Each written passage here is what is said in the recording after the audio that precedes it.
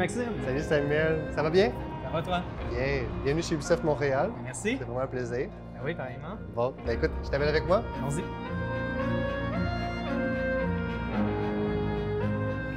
Est-ce que je te donne la manette?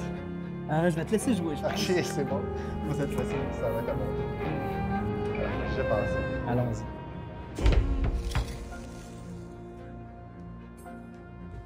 Là, ce qu'on voit là, c'est le village de Stavanger. C'est le même village qui est représenté dans l'exposition Viking Dragon des mers du Nord. Ah, c'est un lieu qui est magnifique, donc dans la Scandinavie, qui nous met bien en contexte dans ce cas-ci en hiver. Puis on rencontre Thorstein et Gunhilda, qui sont deux des personnages principaux du Discovery Tour Viking Age. Là, je vois que vous avez quand même choisi d'être loin des clichés. Là. On n'est pas dans le viking guerrier en armure. C'est une représentation plus proche de la réalité quand même. Ouais, c'est important pour nous, pour la crédibilité, d'aller chercher quelque chose qui est plausible. Donc, Thorstein, on le voit avec plutôt chauve et puis il y a une belle barbe également. Oui, d'ailleurs, on a plusieurs peignes dans l'exposition qui montrent un peu ce lien-là que bon, les Vikings prenaient soin de leur apparence, contrairement à l'image du guerrier hirsute, malpropre. Plusieurs peignes ont été retrouvés dans les collections archéologiques. Puis il y en a un magnifique d'ailleurs qui est représenté dans l'exposition, un peigne en os, qui date de l'ère viking et qui provient de la collection du Musée national du Danemark. Wow. D'ailleurs, la majorité des objets de l'expo proviennent de cette collection-là, qui est une des plus complètes et des plus belles collections vikings au monde. Qui change vraiment notre perception de cette époque-là. Oui, tout à fait. Donc, ça nous donne vraiment une autre vision de ce que les Vikings étaient. J'imagine que c'est difficile quand même. Dans une exposition, c'est difficile, mais j'imagine que dans un jeu vidéo, c'est d'autant plus compliqué d'essayer de représenter la réalité puis de ne pas tomber dans le cliché, n'est-ce pas? Oui, quand on le voit à l'écran, le jeu vidéo, c'est quelque chose qui est très complet. Donc, on peut se promener partout, grimper, voir les bâtiments. Donc, il y a une base très solide au niveau scientifique, au niveau des faits, l'archéologie qui nous inspire, mais également, il y a quand même une grande part de liberté artistique qui est prise. On doit créer des choses qu'on ne sait pas parce qu'on montre tout. Et puis, on peut se baser sur des faits, mais il faut également utiliser un petit peu l'interprétation artistique. Mais c'est vraiment un travail important de faire vivre cette époque-là, de donner ses couleurs, ses formes, ses sons également, vraiment pour l'imager, parce que sinon, on reste dans le cliché au niveau des Vikings. Il y a la mythologie aussi qui permet de faire ce lien-là, parce que la mythologie est très présente, évidemment, dans les nombreux films et séries télé sur les Vikings, mais c'était aussi très présent dans leur vie quotidienne. Oui, c'est quelque chose qu'on a voulu beaucoup représenter dans le jeu à plusieurs égards, mais entre autres avec Gunhilda, qui est vraiment la ménagère, on pourrait dire, assez typique de l'ère viking. Et puis, elle va avoir un rôle important au niveau des esprits familiaux, donc au niveau des ancêtres, entre autres, de les apaiser si jamais il y a des troubles. Par exemple, Thorstein, sa réputation va être mise à rude épreuve pendant une des quêtes. Et puis, c'est Gunhilda qui va avoir le dur travail de convaincre la population du bien fondé de son honneur, mais également d'apaiser les esprits du passé. Donc, la mythologie, c'est quelque chose qui vit vraiment au quotidien. Elle a un rôle qui est vraiment important, c'est celui de tisser. Donc, elle va tisser les voiles du navire avec la laine. Donc, c'est quelque chose qu'elle va obtenir de sa famille. Et puis, c'est vraiment elle qui détient l'économie familiale également avec ce rôle-là. Donc, elle est très respectée pour sa fonction. Tu me parles de Gunhilda, les femmes vikings quand même ont un rôle, un statut particulier. On peut dire aussi qu'il y avait des droits qui étaient supérieurs à leurs contemporaines du Moyen Âge. Mais aussi, il y avait des fonctions particulières. Il y a un personnage très important dans les sociétés vikings qui est la Volva, qui est une espèce de prophétesse. On croyait que certaines femmes avaient ce pouvoir-là de lire dans le futur, de prévenir le futur. Puis dans l'exposition, on a un magnifique objet qui est un de mes objets préférés, qui est une baguette de Volva. Wow. Donc, c'est une baguette, on pourrait dire une baguette magique, finalement. Ça représente, ça symbolise une quenouille qui est utilisée pour filer la laine. Donc, ça montre aussi le lien entre le tissage et ces croyances-là reliées à la magie. Donc, il y a une fonction symbolique magique autour du tissage.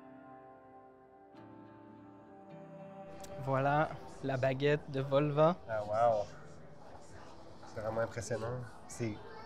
L'objet est quand même assez grand, hein? Oui, on ne s'attendrait pas à ça.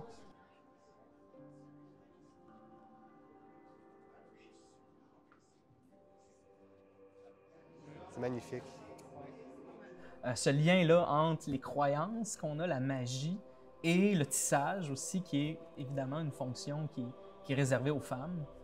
Donc, on prête ces pouvoirs-là aux femmes vikings.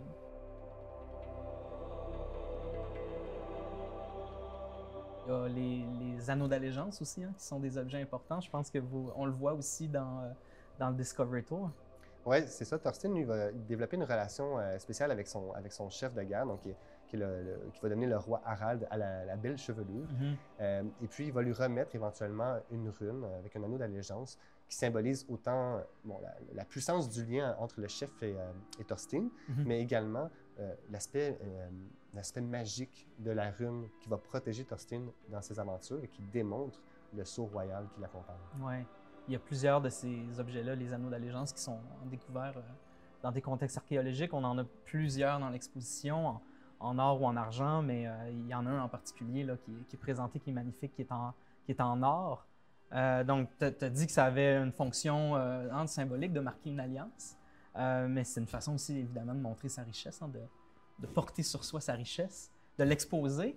Mais aussi, c'est un peu un porte-monnaie finalement. C'est une façon d'avoir toujours sur soi son argent parce qu'on est dans un monde où on fait nos paiements avec des métaux précieux. Puis d'ailleurs, on retrouve des anneaux, des bijoux qui ont été coupés, qui ont été fragmentés pour en faire des paiements.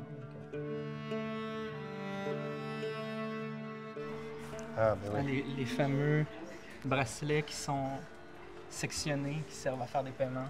Pour pouvoir payer, transporter plus facilement. Ouais. Donc, tu imagines l'anneau qui est torsadé, qui a été détorsadé pour en faire un segment qui... C'est la valeur du poids en argent qui est importante. Le poids de l'argent. Les raids, finalement, les pillages, c'est une des raisons pourquoi on voyage, mais on le voit avec Thorstein, lui, c'est plutôt pour aller s'installer ailleurs. Donc, il y a vraiment plusieurs raisons pour lesquelles les Vikings partent en expédition. Ça pouvait être seulement le goût de l'aventure ou de vouloir commercer ou de vouloir explorer. Il y a plusieurs raisons de quitter la Scandinavie. Ce qui est intéressant là-dedans, c'est qu'on croit que les Vikings n'avaient pas d'autres instruments de navigation que seulement leur connaissance du milieu naturel. Donc, ils se basaient sur les courants, sur les vents, sur le territoire pour être capable de naviguer. Donc, il semblerait qu'il n'y avait pas d'autres instruments. Hormis peut-être la girouette, hein, qui permet d'indiquer la direction des vents. Donc d'ailleurs, dans l'exposition, on en a une girouette, en fait un fragment d'une girouette. C'est un petit cheval en bronze plaqué or. C'est un objet qui date d'entre l'an 1000 et 1050. Très bel objet. C'est surprenant hein, que le cheval soit associé à la navigation. C'est extraordinaire parce qu'ils transmettent ça aussi au niveau de la poésie. Donc, par exemple, lorsqu'il parle du navire, bien, il parle du cheval des mers. Donc, autant la girouette peut avoir la forme équestre que le navire le représente. Et puis, ça prend un navigateur pour pouvoir se rendre dans ces endroits qui sont si vastes et si loin du lieu qu'ils vont quitter en Scandinavie. C'est vraiment impressionnant que juste avec la connaissance du milieu, ils ont été capables de se rendre aussi loin que ça. Parce qu'ils se rendent carrément, ils vont naviguer évidemment la mer du Nord, la mer Baltique, mais ils vont fonder des colonies en France, en Angleterre, ils vont aussi coloniser l'Islande, ils vont se rendre jusqu'au Groenland, évidemment jusqu'au Canada. À L'Anse aux Meadows. À L'Anse aux Meadows. Et puis, dans l'exposition, on a d'ailleurs des objets de L'Anse aux Meadows et des objets aussi canadiens qui montrent des contacts finalement entre les Inuits et les Vikings. Donc ça, c'est vraiment particulier. C'est extraordinaire, parce que là, c'est quoi? Ça fait 1000 ans environ? Ça fait 1000 ans, exactement. L'Anse aux Meadows a été daté à l'an 1021, donc c'est assez précis. C'est assez précis. On peut dire qu'il était là il y a presque exactement 1000 ans. Et dans l'autre sens, ils se sont rendus jusqu'à Constantinople parce qu'ils ramènent aussi des objets de là, sont connectés sur la route de la soie. On retrouve des monnaies kufiques dans les collections vikings. On en retrouve dans l'exposition d'ailleurs. Donc des pièces de monnaie en argent avec des inscriptions arabes. C'est fascinant. C'est quand même particulier de voir que ces peuples-là étaient finalement liés, étaient en contact les uns les autres. Dans l'exposition, on a aussi un ensemble d'objets, un ensemble de bijoux féminins. Puis ça montre justement toute cette étendue-là du monde viking dont on parlait. Il y a les fameuses broches ovales, mais entre les broches, il y a un collier de perles. Puis souvent, dans un seul collier de perles, on est capable de voir toute l'étendue du monde viking parce qu'on va retrouver des pierres qui proviennent d'un peu partout, de l'ambre, du jet, des mosaïques romaines qui ont été fondues pour en faire des perles.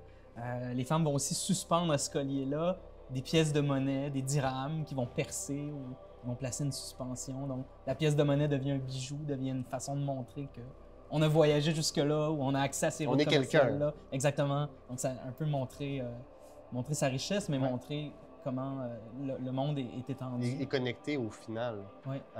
Pour nous, ça a été vraiment important de l'avoir dans le Discovery Tour également, d'avoir ces objets-là, des collections, que ce soit celles du Musée national du Danemark, qui sont très puissantes parce qu'elles nous permettent de bien voir cette époque-là, de mettre de la couleur, de mettre des formes, de montrer cette complexité-là, cette richesse-là sur la période.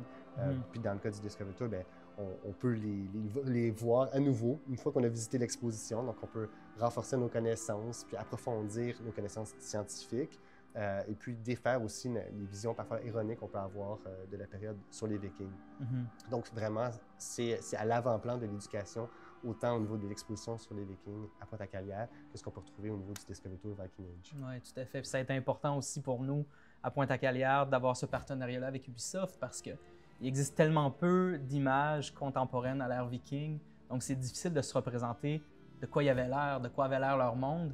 Donc, en pouvant utiliser des séquences qui sont extraites de l'univers du jeu, c'est incroyable parce que là, on a vraiment l'impression d'y être, puis ça nous permet vraiment de rentrer dans l'univers viking, puis de voir de quoi avait l'air leur village, de quoi avait l'air leur mode de vie. Donc, c'est vraiment quelque chose qui est très riche pour l'exposition.